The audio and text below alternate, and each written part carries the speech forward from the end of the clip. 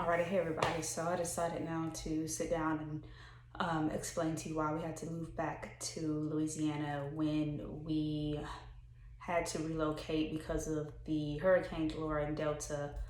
Um, we were in Texas. So we moved to Texas for about a year. Um, in that year, we were still coming for like doctor's appointments because we still had all of our insurance in Louisiana. So we would take that 2.5 hour drive, probably like every couple of months. Well, Keelan has always had high blood pressure and diabetes since he was around 18. At the time, he really didn't take that good care of his health. So, his numbers were kind of fluctuating. So we didn't think much of it. His kidney doctor said, hey, if you don't take care of yourself, in the next 3 to 4 years, you'll need a transplant. We didn't think much of it. Okay, that's fine. So we ended up going up to one of his appointments. They did some blood work with the previous appointment, and they told him that his kidneys were only functioning at like 10%. And immediately he needed to start doing dialysis because his kidneys were shot. So it was probably on that Thursday in June we found out, and by the first week of July he was going in to get the port put in his chest to start doing dialysis. So he did that at the center. He would go 3 days a week, 4.5 hours every, I think it was for Monday,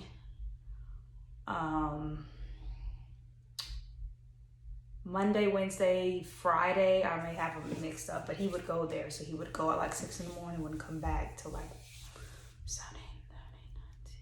probably around 11 o'clock, 11:30. So he was doing that, and eventually he wanted to do that home dialysis. So we were like, okay, so what is causing him to have these issues with his kidneys? Like, he has diabetes, but the funny thing was his sugar was good. His A1C was like 6, so we knew it wasn't his type 2 diabetes. But then come to find out, they ended up having to do a biopsy of his kidneys to figure out what really is causing the issue to tank your kidneys, because something is causing it to tank.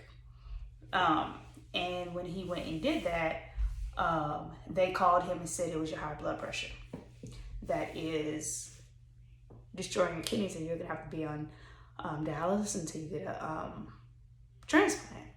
Well, here's the thing. So he has two things working against him. He has his type 2 diabetes and he has his high blood pressure.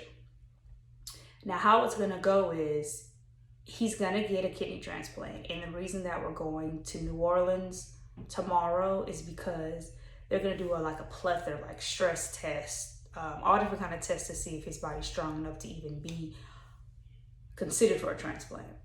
But he really is going to get a double transplant. So that means that he's going to get a new pancreas and he's going to get a new kidney. And one of the things is you have to be under like a certain weight. I think he has to lose like 15 pounds. That's not much. And he has to stay underneath that weight so he can get his pancreas. So you can get a living donor for like a kidney. So if I'm a match, I can give him one of my kidneys. But because he needs a pancreas, you have to get a cadaver. So unfortunately, somebody has to pass away. They have to be a donor. He gets their pancreas. Good thing is with that is that the pancreas, when he gets his new one, he won't be a type 2 diabetic. So we don't have to worry about his blood sugar fluctuating, getting too high and damaging his kidney. One of the issues is his blood pressure. His doctor said whenever he did his blood pressure, when we went and we got told he needs to be on dialysis, his blood pressure was like stroke level. They said, you're a walking ticking time bomb. You can have a heart attack right now and die. So we were like, okay, this is a lot to take in. Now, mind you, we've been married for 4 years. And normally when you do like a kidney transplant, because, you're having issues like for like this kind of stuff, we thought 50s, 60s. I'm 29, he's 30. So we're dealing with this real young into our marriage. This is it's different. It's an adjustment. So we also found out that if he would get a donor kidney, all they would do was tie off his old kidneys and tuck the other one in his stomach. I didn't know you could do that, but I think that's really interesting. So there's a flip side. If he just had to wait for a kidney and he didn't have to worry about a pancreas, he would have to wait 6 to 7 years before he would get a transplant.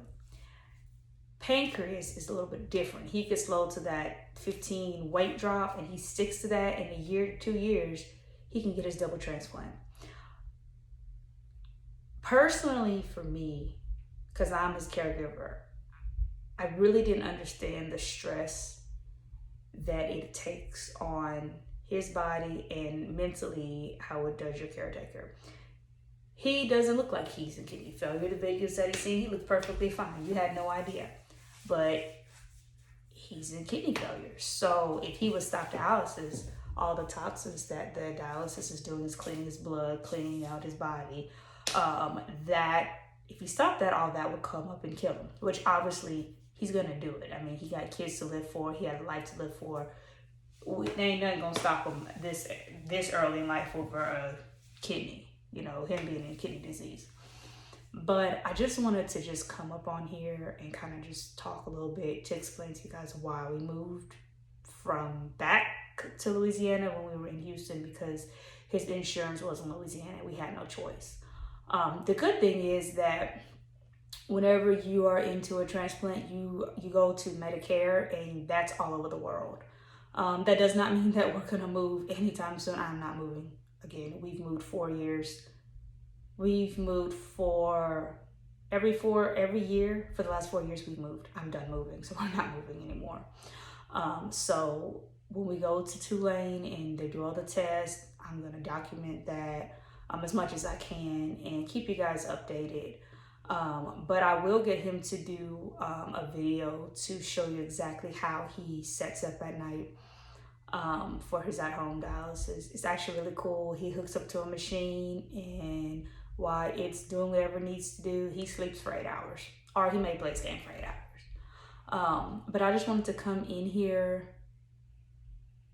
on this video and just really kind of explain to you guys what's going on, why we had to move back. Keep us in prayer that everything will go smoothly and we don't have to wait long, that we can easily find a match for the pancreas and the kidney. But I definitely will keep you guys updated about this specific issue. And, you know, once we know something, like the next step that we need to know, then, you know, we'll let you guys know. Right now, he's going to have to go get iron infusions done. He gets that once a month because he has a doctor day where they go in, they draw his bloods, and they go through everything. The good thing is he got his phosphorus down. So his phosphorus is like 8.9. I think it dropped down to 6, which is really good. I really don't know the depths of what a phosphorus is. I know that it's in a lot of food, that like if you're prepackaged food, there's phosphorus in it. There's phosphorus in like dark sodas. But I don't really know too much about it, so I'm not going to get into that jump. But the good thing is his phosphorus did go down. His iron is still low. So apparently so in May, he's going to have to go once a week and get iron infusions instead of once a month. But once his iron goes back up, he shouldn't have to get iron infusions anymore. Thank goodness. Once that time comes, he just sits in a chair and they just give him his infusion and he's done. But I just want to jump on here and just kind of let you guys know what was going on, and to finally explain what's up. So, but keep us in your prayers, and we'll be back and update you more once we know more what the next step that we need to do. Right now is just the waiting game. So, bye guys.